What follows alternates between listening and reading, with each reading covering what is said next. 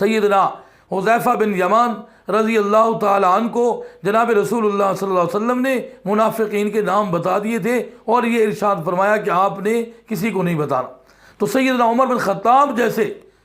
جلیل القدر صحابی جن کو سرور کائنات صلی اللہ علیہ وسلم نے جنت کا تمغہ بھی دیا اور فرمایا اگر کوئی میرے بعد نبی ہوتا تو عمر ہوتا، وہ بھی اس فکر میں لگ گئے حذیفہ بن یمان کے بعد جا کر کہ مجھے آپ یہ اتنا بتا دیں کہ میں منافقین میں سے تو نہیں ہوں۔ حضرت عمر جیسے اتنی فکر میں لگ گئے، اور حتیٰ کہ پھر حضرت حذیفہ بن یمان نے بالآخر یہ کہہ دیا کہ امیر المومنین آپ پریشان نہ ہوں، آپ منافقین میں تو نہیں ہیں۔ پھر بھی اسی فکر میں سیدنا عمر بن خطاب رضی اللہ تعالیٰ نے اپنے بیٹے سیدنا عبداللہ ابن عمر رضی اللہ تعالیٰ کو فرمایا کہ عبداللہ جب میں دنیا سے رخصت ہو جاؤں تو دیکھنا منافقین کے جنازوں کے اندر حذیفہ بن یمان نہیں آتے، تو میرے جنازے میں اگر وہ نہ آئے تو یہ سمجھ لینا کہ میں بھی